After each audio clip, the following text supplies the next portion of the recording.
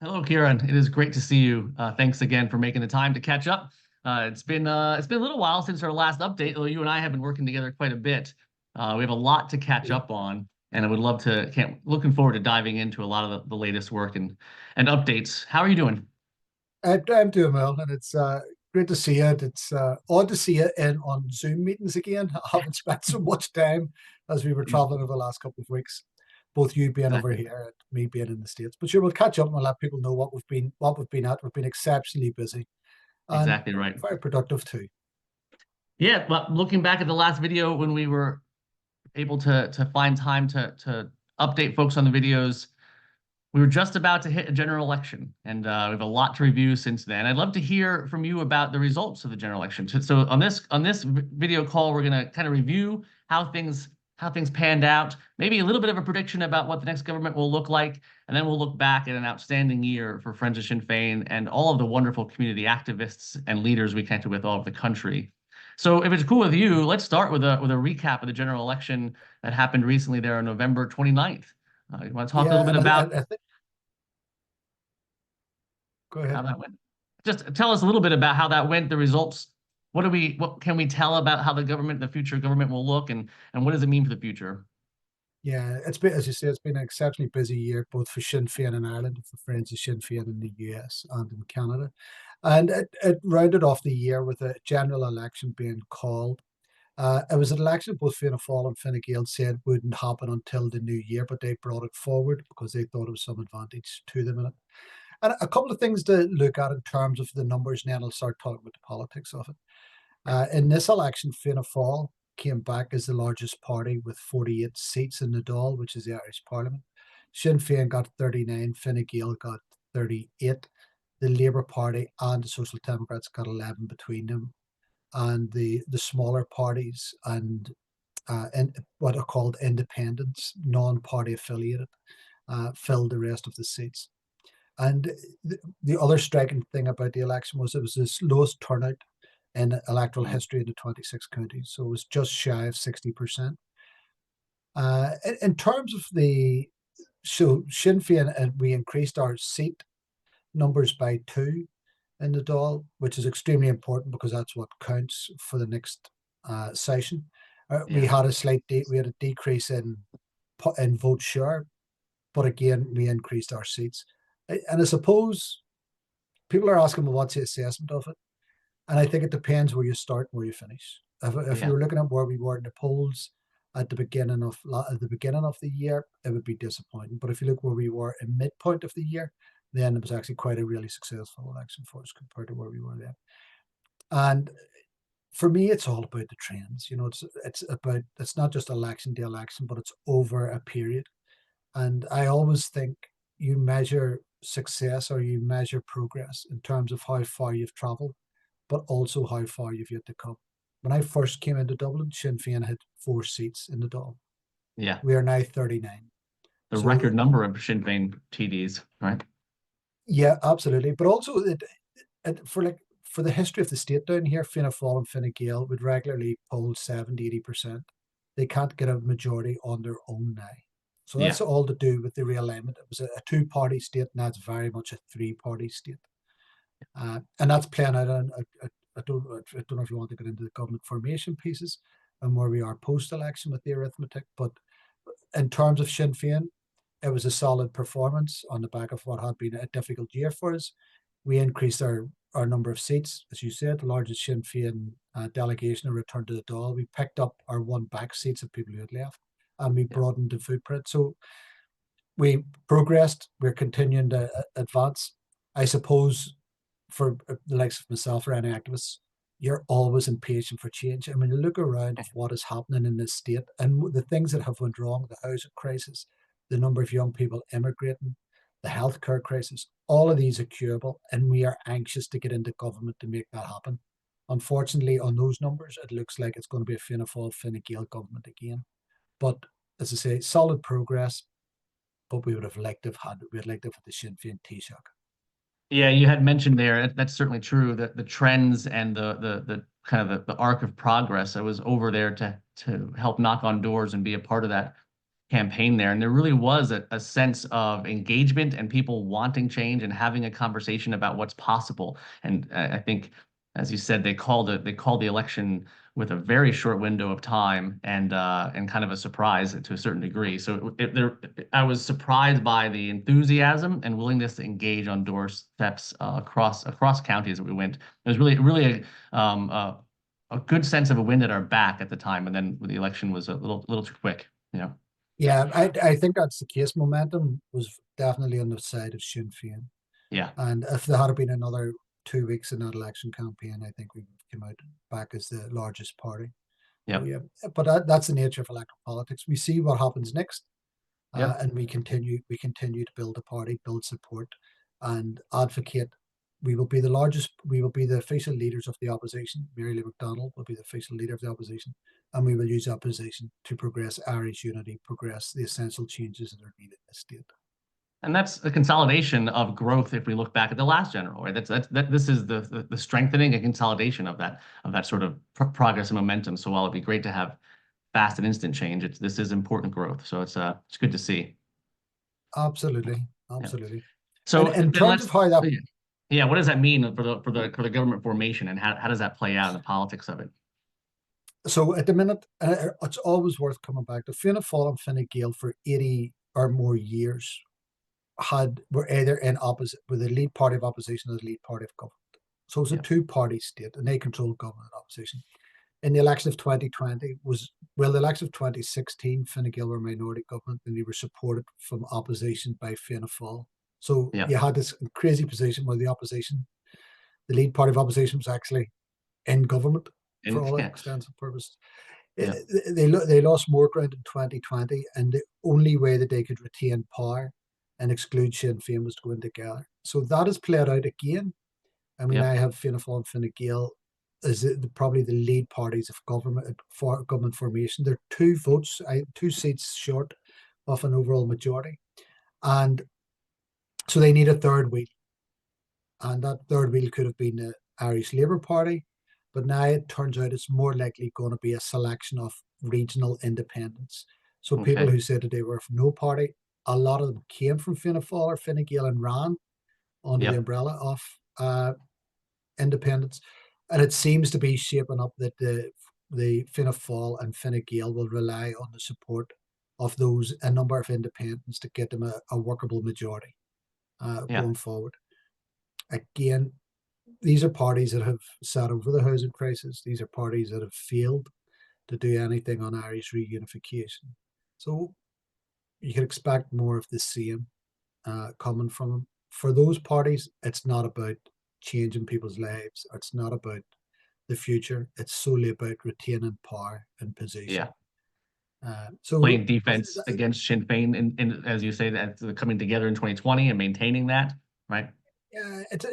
there's no vision for the future. There's Yeah, no aspirations for what could be. There's nothing to unlock the potential of Irish unity. So it's more let's keep things as they are, because that's what they have done for 100 years, and it's about keeping those privileges in terms of ministerial seats without main, having a yeah, program to do anything with that power. Where we are that's right. completely different. We want fundamental change.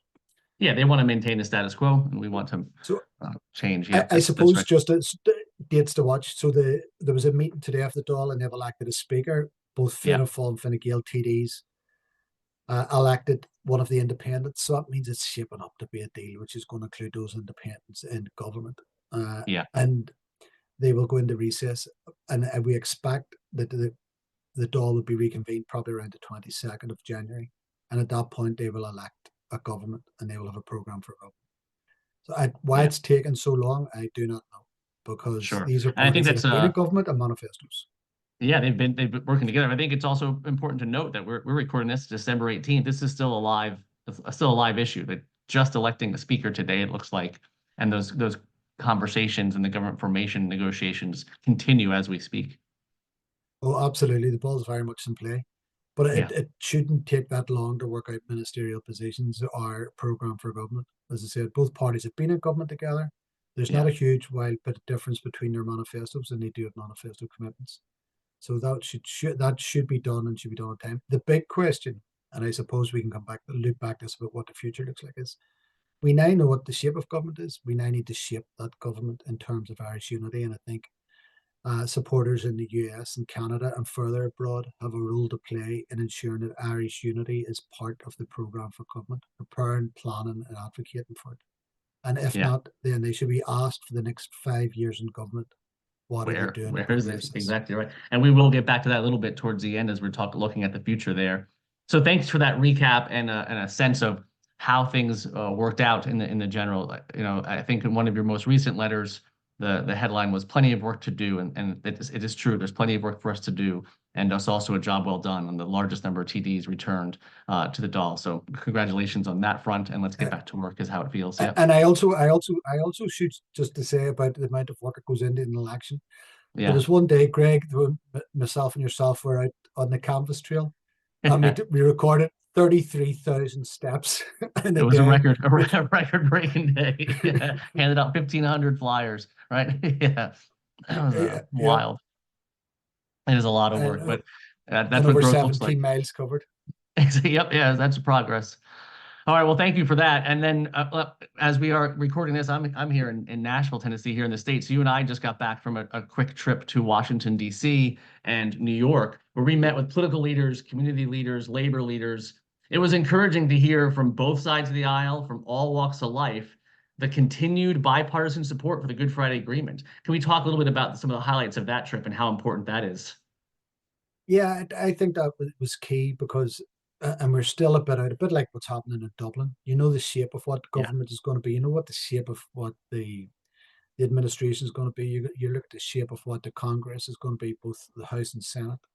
But it's about looking at what's the politics that are going to drive all of that forward. And I think it was very reassuring. We met with Republicans and Democrats on the Hill, and yep, although they couldn't tell you exactly what was going to happen January, February, March of next year. They yep, were very keen to point out that the Good Friday Agreement was an American foreign policy success. It was something that is not contentious in terms of yep, support for that and progress. And so it was very reassuring, that level of bipartisan support for Ireland and for progress here. And I suppose we'll wait and see how other issues will roll into that. And yeah, again, in terms of the community and our support base, they were very keen to yeah, talk about our elections and what the future looked like. And again, people recognized the fact that we had consolidated what had been a huge advance in 2020 and added to it in terms of seats. So that they sometimes when you're in the middle of it, you miss that. So it's really good to be on the other side of the Atlantic and someone say, oh, well, if you look at this over the scope of 10 years yeah, and the huge advances you made. So all that was good, but definitely I think the year the term ahead, let's just say the term ahead rather than the year ahead, but with Congress and the yeah, new incoming Irish government, the key focus has to be about progress, maintaining progress, and that means about building support for Irish unity referendums, the democratic right of the people to determine that, and about the concept of Irish unity. So all that I think is hopeful, and we will yeah, see what happens with the committee positions, but we will continue to work bipartisan and work with our friends on the Hill, and more importantly, work with our friends in the states and state capitals and yeah. labor unions, Walls, yep, and of yep. course within the broader Irish American support base, because everybody is united with the view of progress in Irish unity. Exactly right. It was clear. It was clear everywhere on the Hill and with labor folks. It was there's clear work to do, and the more we can raise the voices and bring to the table the voices of Irish American supporters and support all supporters of Irish unity and progress, the easier the job is going to be. So we'll be looking at some options for how we're going to make sure that we turn the volume up on that this year, looking ahead.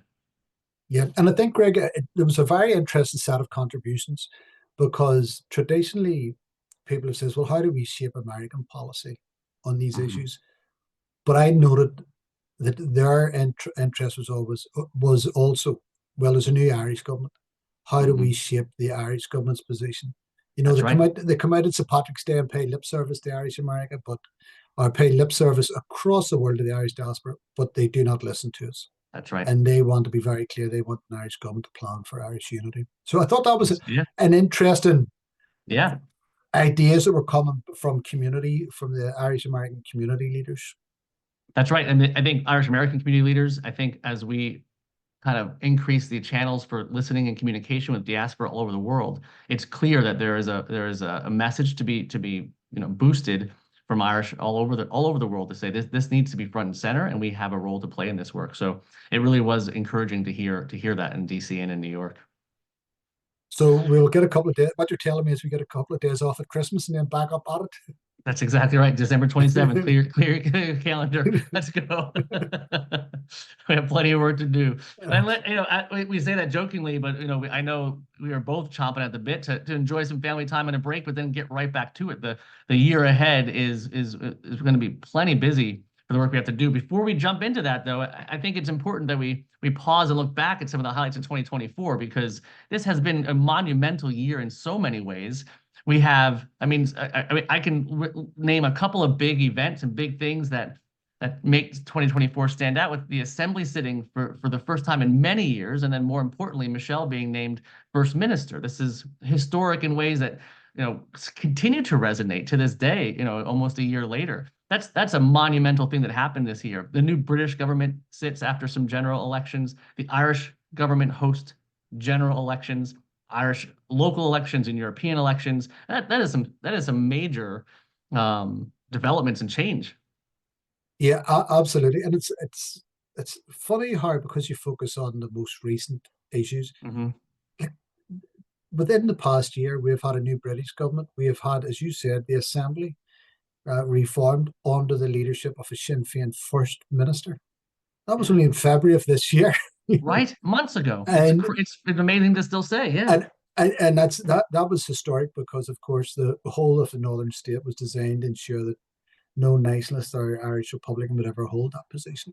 So yeah, there's huge changes, and like everything, where there's changes, there's a reaction, or there's Mm-hmm. sometimes things change and a lot stays the same. So and particularly on the British government coming in, the British Labour Party came in with a huge majority.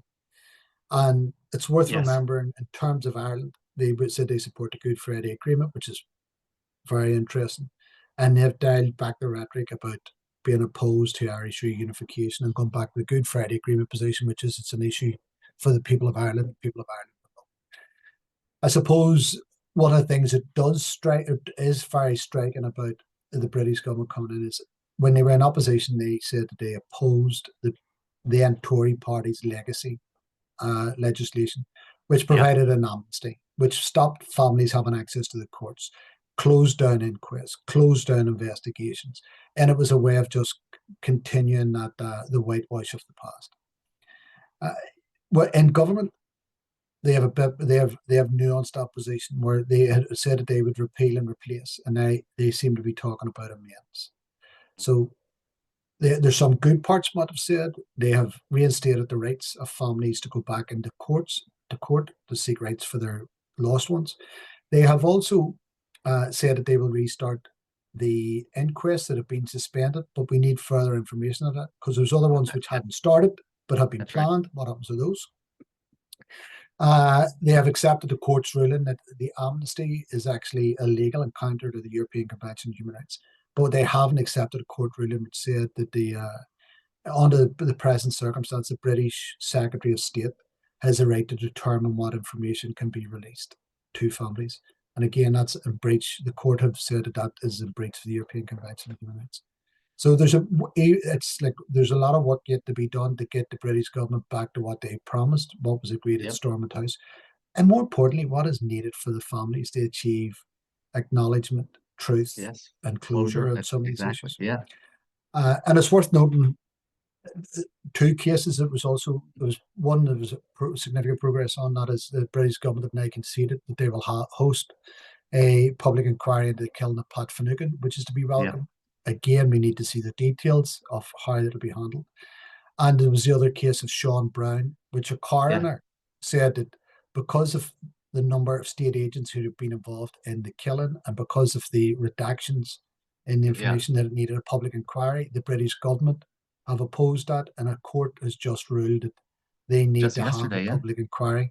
So it'll be interesting to see if the Tories or the Labour Party, that's a Freudian slip, if the Labour Party will actually honour and recognise that court ruling.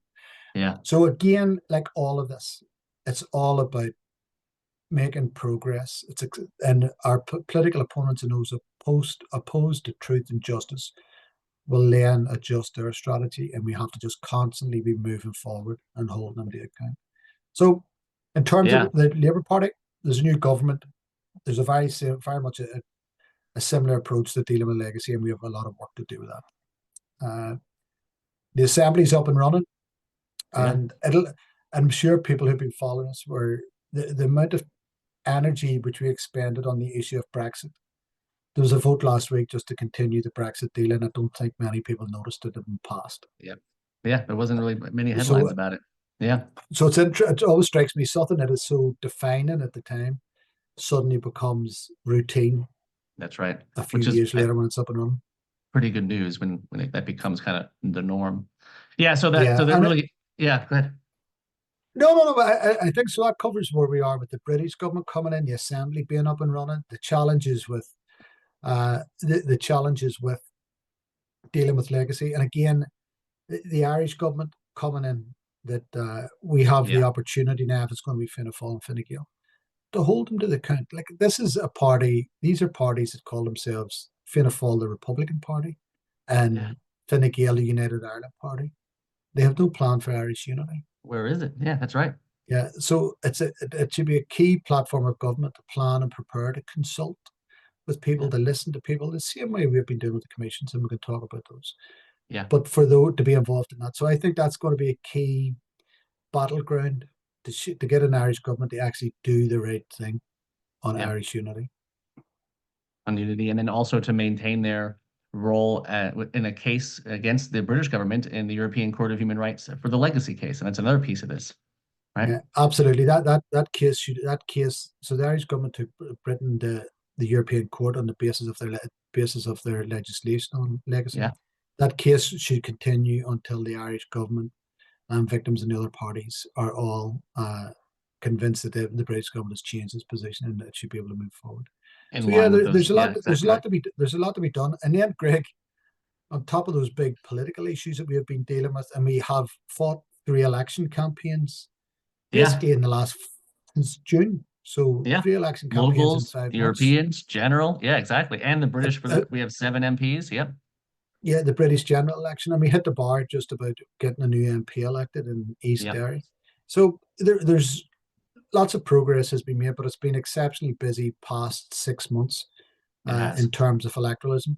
Uh, and the next election, I think, is the presidential election next year in the south, which Mhm. should, like, Irish citizens living abroad should have the right to vote in that election. And yet again, an Irish Yeah. government has dragged its heels, and that legislation will not be They placed for this promised on St. election. Patrick's Day when they're here raising a glass. They promised they're going to get it Oh, done. They just don't see it through.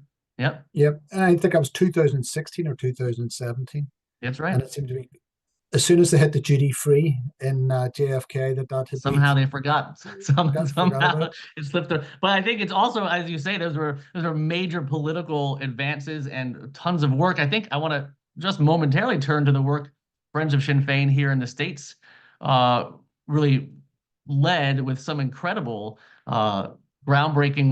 We hosted the largest Irish Unity conference here. We did the Irish Unity Summit in March at Cooper Union with thousands of attendees, and in the time since, thousands and thousands of views on YouTube of that event with panelists, guest speakers, a major marker in the progress towards unity.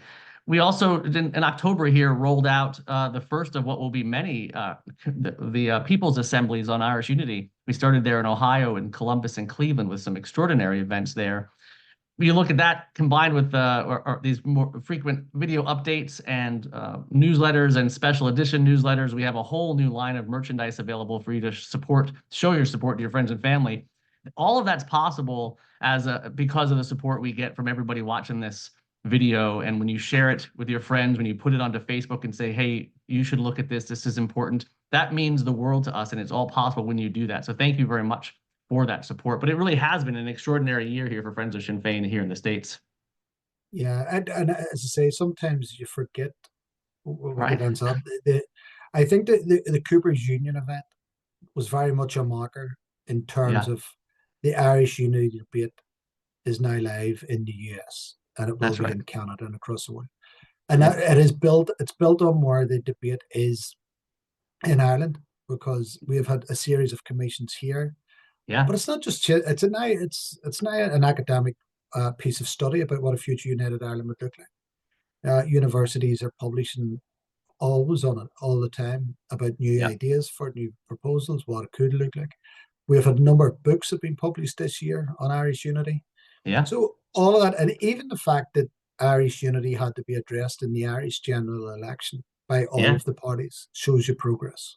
So there's That's a right. lot to be done on that, but just, and I think in terms of Friends of Sinn Féin in the US, it's just the growth of the newsletter support, the growth of donors, the growth of subscribers, the growth of interest, and Yeah. the growth of use all tells you that, we're moving to a position where people can actually impact on delivering a United Ireland. And That's what I again, was gonna. just to Yeah. just to round off a bit, and all of this is made possible solely by the work and the donations of people in the US, in terms Exactly. of us being able to bring speakers out, host Yep. events, and run this. So I'd like to thank everybody who donates, and hopefully you can see that your donations are well spent in terms of progressing Irish unity and support Sinn Féin. Exactly right. It makes the world a difference as to how we get this done. I think the little twist you put on there, that how the Irish Unity Summit there in New York Coopers Union was kind of a marker in the work. It also, I would say that the work we did in Cleveland and Columbus was the next chapter. These events are intended and designed to get input from folks on the ground. We really want to hear from you in a format that allows you to weigh in on and ask questions about Irish Unity. And I'm really looking forward to 2025 as we bring these events to more cities across the country, seeing how it's evolving. It is leaving the ivory towers of academia and this philosophical what would happen if, or unity, and hitting the ground where people can have conversations with their peers and colleagues and say, this is the work that needs to be done, and this is the work I can do to make that possible. It's really exciting. Yep, and it was probably some of the most interesting discussions I've been involved in this year were Yeah. in Cleveland and Columbus, because that you did have the chance to sit down on a table of 10 and thrash this stuff out and answer Yeah. questions and listen to people give their perspective. So, and that's the whole thing about unity will not be achieved from the top down. It'll be the bottom up. It'll be driven by people of concern who want to Yeah. shape the agenda. And that is the key piece. For me, it's about talking to activists, and activists then joining up the dots to see where they fit in and taking an action, because great change isn't made by the acts of a single person. It is Yeah. 1,000 acts by 1,000 separate Yes. people, and that's how you build that momentum. So yeah, that's when I said Cooper's Union, I think was the marker of intent, and Yeah, now the exactly right. other ones are the work of it. So I think we've got it. We We've have made a good start. That's Plenty to right. We do. have a couple of cities on the horizon. I know we're selling close to selling out in Washington, D.C.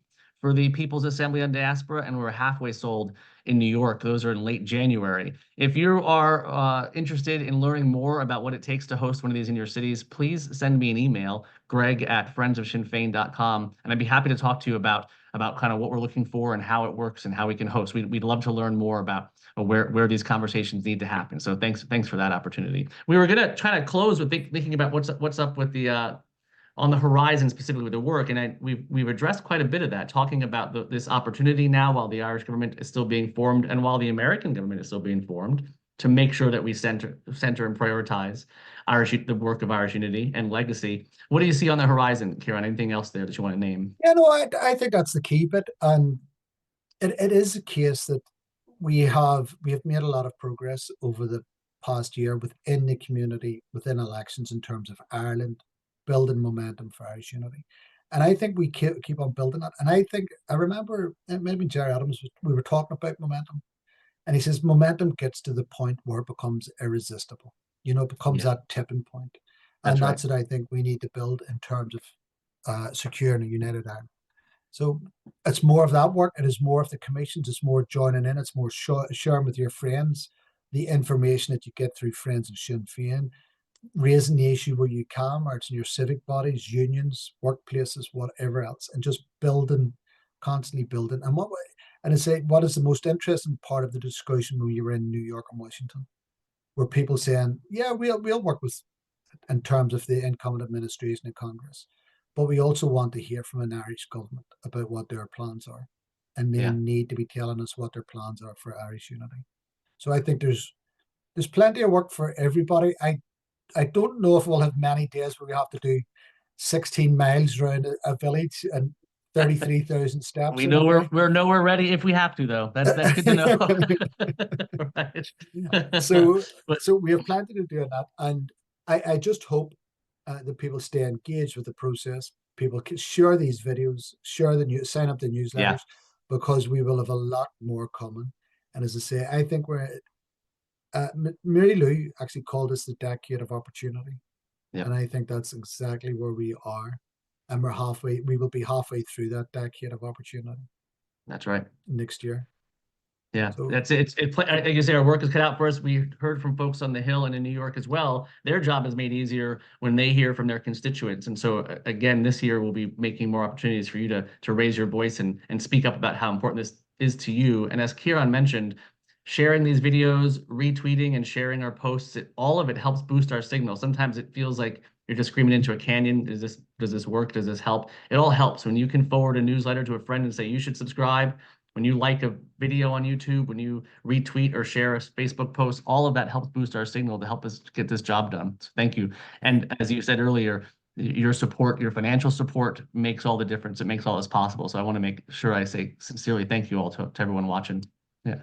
yeah, and it's great to get the feedback. I mean, I joked one time that the newsletters, when I write my letter from Ireland, I'm writing to you, and no one ever writes That's right. back. Never written you back. Exactly right. Or sometimes I record these videos and they just go into the internet somewhere. But what is really interesting, whenever we're in the US, the number of people who will come up to us and say they've watched the video, That's they'll right. ask us a question about it, or they read Yep. the letter.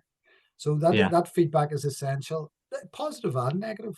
But Absolutely. We want to hear it's it all. about, Yeah. Yeah. we need to have, we want to have more people involved, we want to have more people engaged, we want to have more people sharing the stuff. So have at it, share it. If you're having a drink over Christmas, or you're sitting I don't know if you're going to sit at the Christmas dinner and say, has anybody thought of Irish unity past the turkey? But you never know. But, Why not? maybe Stephen's Day. That's right. But so all that, I do want to finish on this point. Sometimes people don't realize the difference that they make. Yeah. And it's interesting across the board. So if a family have been bereaved and they're struggling for justice, the sense that they are not alone that they get when people from the US Yeah. start talking about their cases and raising Mm. people who are struggling, who have spent decades and lifetimes struggling for Irish unity, whenever they see Congress members raising the issue, Irish American activists, when they see people posting about it, all of that helps and sustains momentum. But most Right. importantly, for the people who support us in the US and in Canada, is that their money allows us to do this work. Their donations Yes. allows us to do this work. And politically, their engagement, there wouldn't have been any Good Friday Agreement without Irish America. Yeah. There wouldn't have been the progress of the past 20 years without our diaspora across the globe. And there will be no United Ireland without the engagement, the encouragement, the action, the activism of our diaspora across the globe. And that's Yeah. the Irish government needs to hear your voice. And if they hear your voice, they will need to act on it. Yes. So thank you for everybody for the support. Yes. Thank you. Have a Merry Christmas, Nolik Hona Divsha, Yeah. and hopefully see you in the new year. And by which stage we will have a full menu of work for everybody to do. There will be Exactly no right. and friends of Sinn Féin. Yes. Happy New Year, everybody. Thank you so much for your support. Thank you. Bye. More.